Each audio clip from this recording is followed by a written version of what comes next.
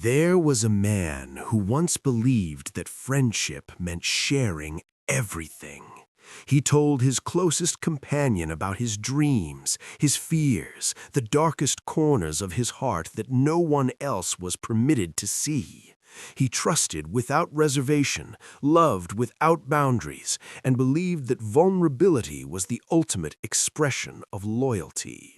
3 years later, that same friend stood in a courtroom as a witness against him, using every secret, every confession, every moment of weakness as ammunition. The betrayal did not come from a stranger. It came from the person he trusted most in the world. What he learned that day would change not just his life, but his understanding of human nature forever. Trust is the foundation upon which we build every meaningful connection in our lives. From childhood, we are taught to believe in the goodness of others, to open ourselves to friendship, to share our struggles and celebrate our victories with those we hold dear. We grow up hearing that honesty is the best policy, that true friends will never let you down, that family always has your back. These beliefs become so deeply embedded in our psyche that we rarely question them until the moment they shatter. The problem is not that we trust. The problem is that we often trust the wrong people, in the wrong ways, at the wrong times. We mistake familiarity for safety, longevity for loyalty, and proximity for protection. Human relationships operate on an invisible currency of information. Every conversation, every shared experience, every moment of vulnerability is a transaction where we exchange pieces of ourselves for connection. We reveal our insecurities, hoping for understanding. We confess our mistakes, seeking forgiveness. We share our ambitions, desiring support. But what happens when that information, given freely in moments of trust, becomes weaponized against us? The answer is devastating. It becomes the knife that cuts deepest because it was forged from our own honesty. Consider the nature of secrets themselves. A secret is not merely hidden information. It is a fragment of your authentic self that you choose to protect from the world because exposing it makes you vulnerable. When you share that secret with someone, you are not just giving them information, you are handing them power over you. You are saying, without words, that you trust them enough to hold something precious without crushing it. You are betting your emotional safety on their character. Sometimes you win that bet. Often you do not. The tragedy of misplaced trust begins innocently enough.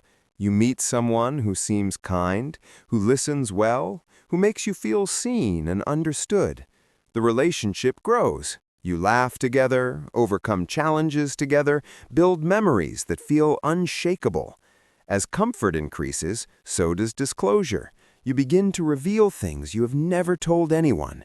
Maybe it is about your past, about mistakes you regret, about fears that keep you awake at night. Maybe it is about your present circumstances, your financial struggles, your relationship problems, your health issues. You share because sharing feels good. It feels like relief. It feels like freedom. But here is what we often fail to recognize in those moments of openness. Not everyone who listens has your best interests at heart. Not everyone who encourages you to talk actually cares about your well-being. Some people collect information the way others collect stamps, carefully filing away each revelation for potential future use. They are emotional accountants, keeping meticulous records of your vulnerabilities, waiting patiently for the moment when that knowledge becomes valuable to them. When that moment arrives, everything changes. The shift can happen suddenly or gradually. Perhaps your friend experiences a falling out with you over something seemingly minor. Perhaps they become jealous of your success. Perhaps they need something from you that you cannot or will not provide. Perhaps circumstances simply change, and you find yourself on opposite sides of a conflict. Whatever the catalyst, the result is the same. That person who once held your secrets with care now sees them as leverage. What was shared in confidence becomes public knowledge. What was meant to be protected becomes exposed. The very information you entrusted to them for safekeeping becomes the instrument of your destruction. Research in social psychology has shown that betrayal trauma is uniquely painful precisely because it violates our fundamental expectations about how relationships should work. When a stranger harms us, we can rationalize it. They did not know us. They had no obligation to us.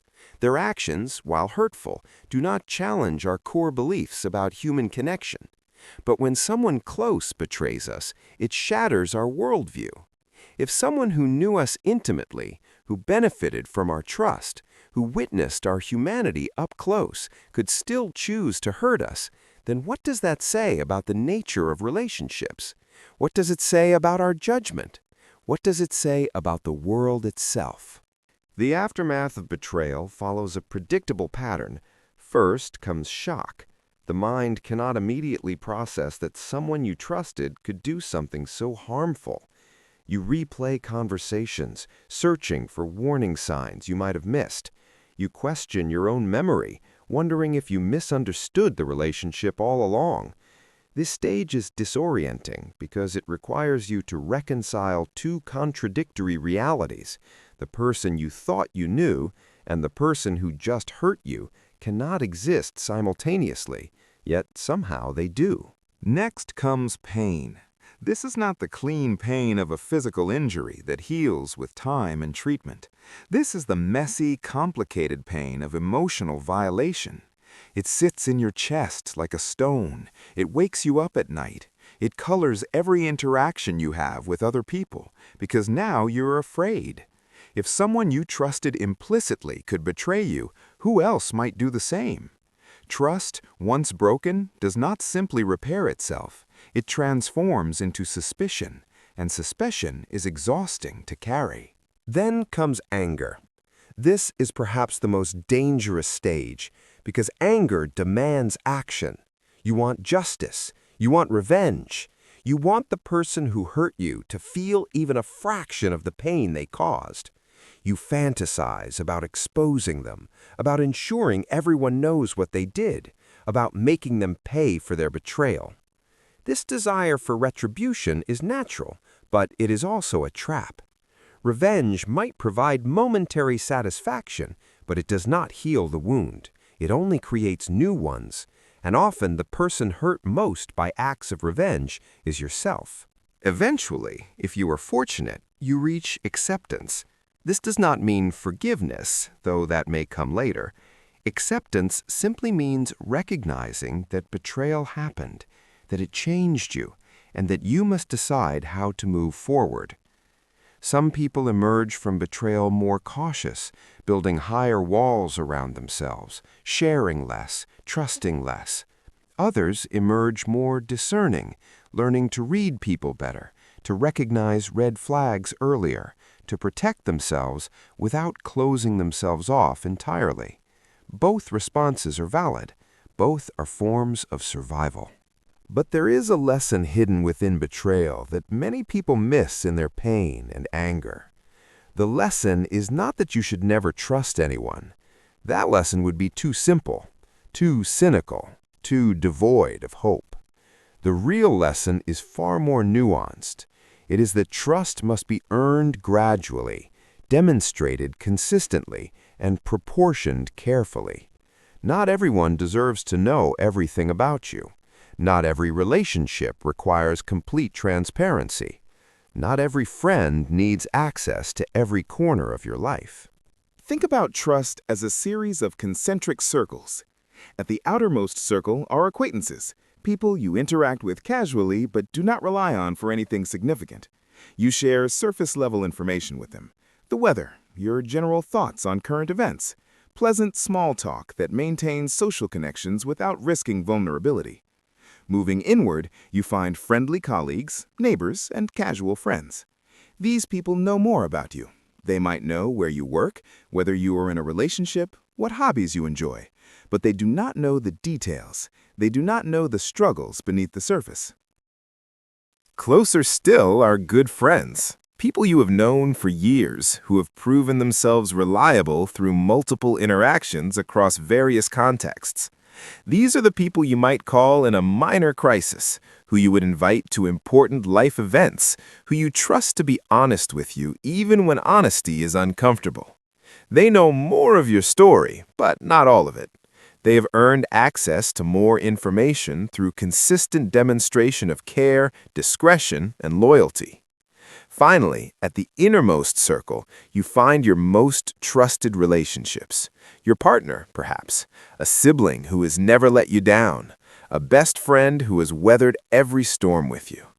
These are the people who hold your deepest secrets, who know your full history, who have earned unlimited access through years of unwavering support. The critical mistake that leads to devastating betrayal is allowing people into inner circles before they have earned that position. We do this for many reasons. Sometimes loneliness drives us to trust too quickly, desperate for connection in a world that often feels isolating. Sometimes we confuse intensity for intimacy, believing that because a relationship feels profound in the moment, it must be trustworthy. Sometimes we simply want to believe in the goodness of people, so we ignore subtle warning signs that suggest someone might not have our best interests at heart. Warning signs exist in every relationship, though we often recognize them only in hindsight. Someone who gossips about others to you will gossip about you to others.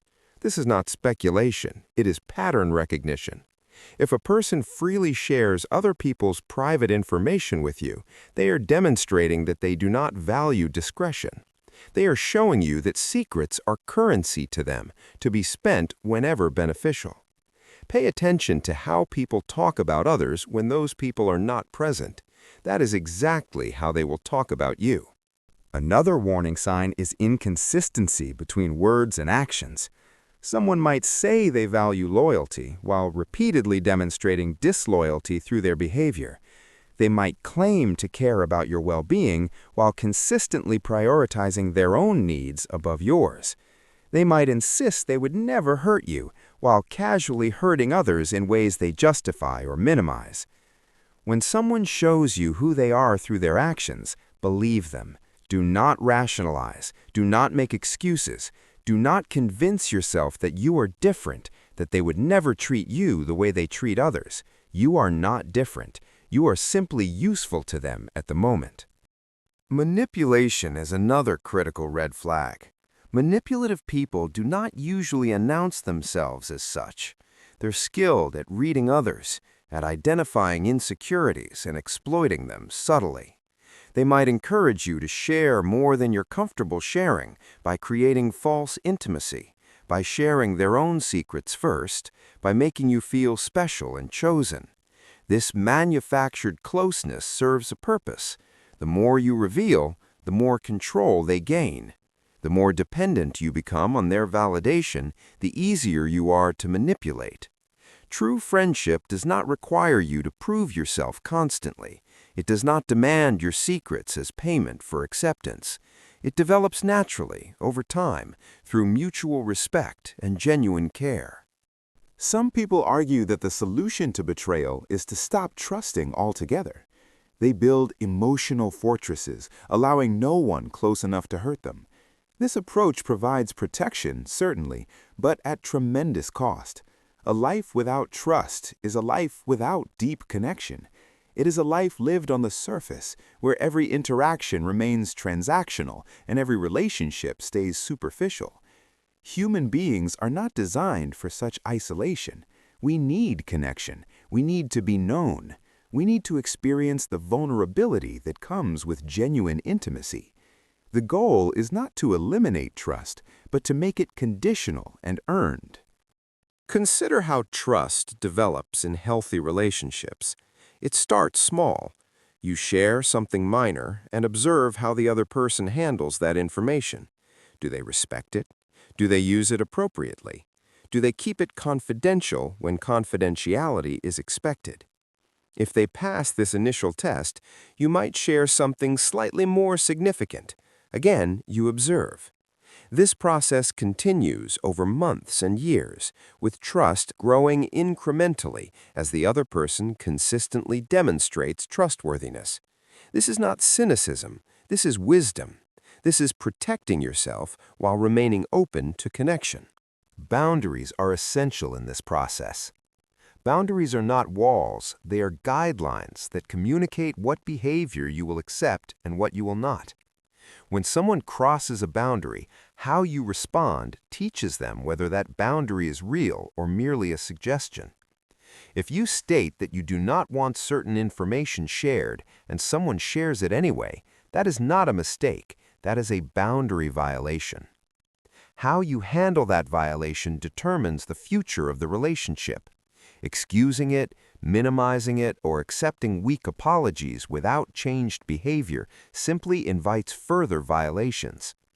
Enforcing consequences, even painful ones like ending or significantly altering the relationship, protects you from future harm. The concept of information management is something few people consciously think about, yet it is crucial for self-protection. Information management means being strategic about what you share, with whom you share it, and when you share it. It means recognizing that some information, once released, cannot be retrieved. It means understanding that in conflicts, anything you have ever said can and will be used against you by someone motivated to harm you. This is not paranoia, this is reality. Even people who currently love you might not love you forever. Even people who currently support you might one day become your adversaries. The information you give them now could become weapons later. Does this mean you should lie? No. Lying creates its own problems and often causes more damage than the truth. But it does mean you should be selective. Not every question deserves an answer. Not every conversation requires your participation. Not every silence needs to be filled. You have the right to keep parts of yourself private. You have the right to share only what feels safe to share. You have the right to protect your own story. People who pressure you to reveal more than you are comfortable revealing do not have your best interests at heart. They have their own interests, whatever those might be. Forgiveness after betrayal is a complex topic. Some people insist that forgiveness is essential for healing, that holding on to anger only hurts yourself. Others argue that forgiveness is something betrayers do not deserve, that some violations are too severe to forgive. Both perspectives have merit. The truth is that forgiveness is deeply personal and looks different for everyone. For some, forgiveness means releasing the desire for revenge while maintaining appropriate boundaries with the person who caused harm. For others, it means fully reconciling and rebuilding the relationship. For still others, it means acknowledging the pain while accepting that complete forgiveness might never come. All of these are valid responses. What matters is finding an approach that allows you to move forward without remaining trapped in bitterness. One of the most important realizations that comes from experiencing betrayal is understanding that other people's choices are about them, not about you. When someone betrays your trust, your first instinct might be to examine yourself, to figure out what you did wrong, to identify the flaw in yourself that made you deserving of such treatment. This is a mistake. Betrayal says nothing about your worth and everything about the betrayer's character. A person of integrity does not betray trust regardless of circumstances. A person without integrity will betray trust regardless of how well they are treated. You cannot control other people's choices. You can only control your own responses to those choices. Recovery from betrayal requires rebuilding your sense of self. Betrayal shakes your confidence in your own judgment. If you were so wrong about this person, what else might you be wrong about? This self-doubt can be paralyzing if you let it consume you. The antidote is to examine the betrayal objectively, to identify any actual warning signs you missed, to learn from the experience without drowning in self-blame. Most often, you will find that there were indeed red flags, but you were not foolish for missing them. You were hopeful. You were kind. You chose to believe in someone's better nature. These are not character flaws. These are the qualities that make connection possible. The lesson is not to abandon these qualities, but to pair them with discernment. Moving forward after betrayal also means being willing to trust again, eventually, with people who earn it. Allowing one person's betrayal to close you off from all future connection punishes you twice. First, you experienced the original wound. Second, you deny yourself the joy and support that genuine relationships provide. This does not mean trusting blindly or quickly. It means remaining open to the possibility of trust while being protective of yourself in the process. It means giving people opportunities to prove themselves without giving them power over you before they have done so. It means accepting that risk is inherent in all relationships while doing what you can to minimize that risk through careful observation and boundary setting. There is wisdom in selective sharing. Not every thought needs to be spoken. Not every feeling needs to be analyzed publicly. Not every struggle needs to be broadcast. Some things are meant to be private, held close, processed internally, or shared only with carefully chosen individuals who have demonstrated beyond doubt that they will guard what you give them. This is not secrecy. This is self-preservation. This is recognizing that your story belongs to you, and you alone get to decide who has access to it. The digital age has complicated trust in ways previous generations never had to navigate. Every text message, every email, every social media post creates a permanent record of your thoughts and feelings. Screenshots can be taken without your knowledge. Private conversations can be shared publicly with a single click. The same technology that enables connection also enables betrayal on an unprecedented scale. What you share digitally lives forever, accessible to anyone the recipient chooses to show. This reality demands even greater caution than face-to-face interactions once required.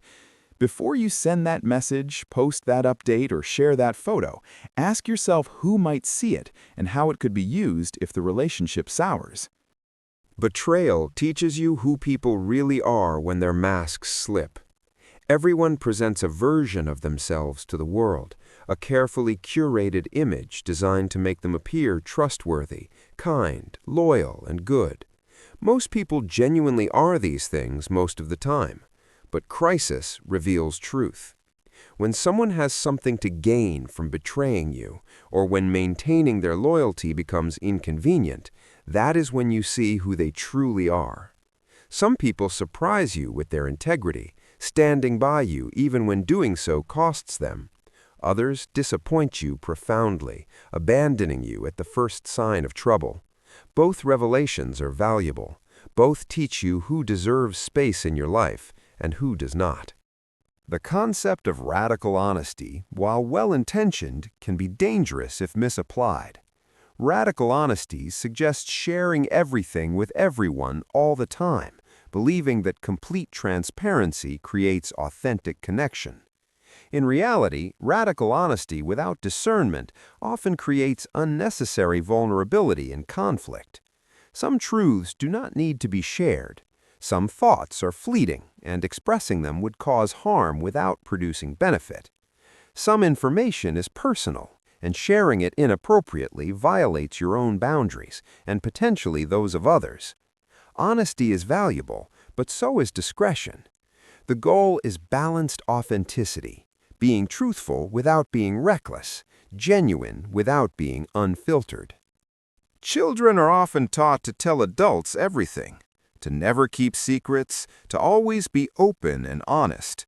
While this serves the important purpose of protecting children from abuse that thrives in secrecy, it also conditions us to believe that withholding information is inherently wrong.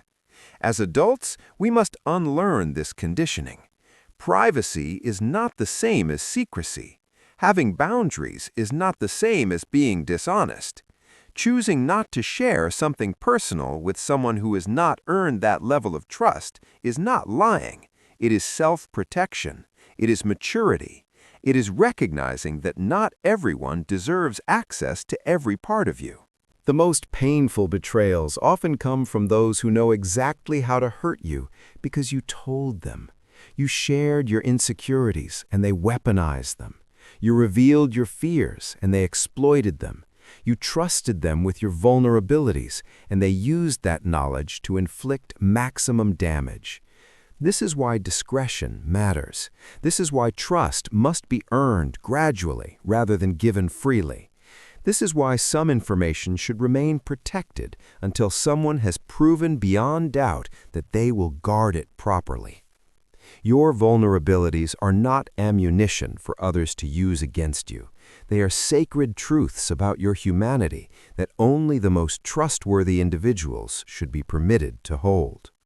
Ultimately, the lesson of betrayal is not that trust is foolish. The lesson is that trust is precious.